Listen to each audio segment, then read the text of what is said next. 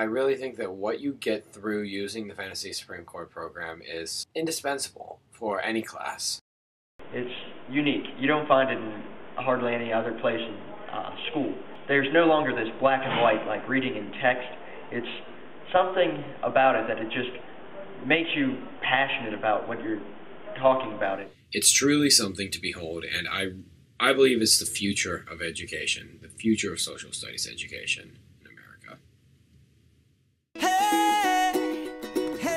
I believe the Harlan Institute's program on Fantasy Supreme Court League is a very valuable companion to any higher level government class in high school. I teach constitutional law, and there's not a lot of things out there specifically for constitutional law. This goes to exactly what we do in class. The students have really gotten into the blogs and earning the badges and achievements.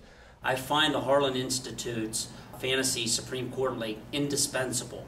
It engages the students to actually look at the workings of the Supreme Court with real-time cases presented now. The students actively participate in writing a majority opinion and then the dissenting opinions. And they can blog on the case to see the rationale behind the decisions that the Supreme Court justices make. It is that type of knowledge and skill that the students need to successfully compete in the We the People competition. It's just nice to have something that the constitutional law kids can basically kind of call their own.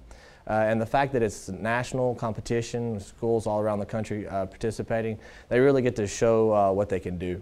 I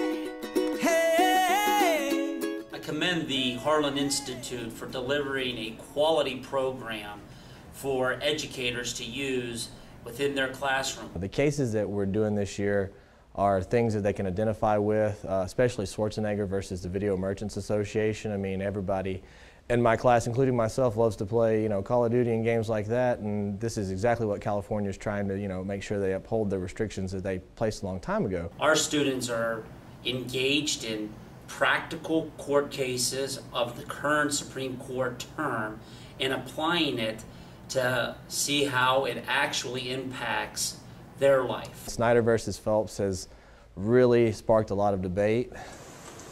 Should the law be what people think it should be, or is this law fixed? I mean, you can bring emotions into it to an extent, because emotions do affect human rationality, but it's balancing it. So, if you're balancing it, what are you balancing it against? What do you balance? I mean, we always have the scales of justice. What are you balancing? Well, on a very simple level, you're balancing the Snyder's right to privacy against freedom of speech. So is it really that simple that the law says that Phelps will win if you're actually balancing? No, it's not. Phelps should win this case because at the time he was not doing anything illegal. He was protected under the Constitution at the time, and then he followed all the ordinances given by the police and all the regulations. I believe it's up to us to have legislation passed if we want to change.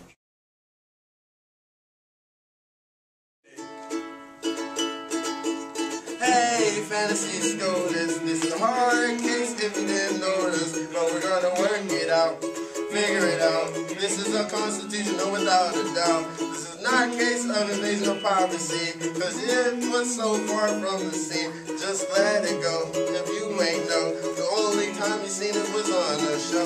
Fantasy scholars, Snyder versus Phelps.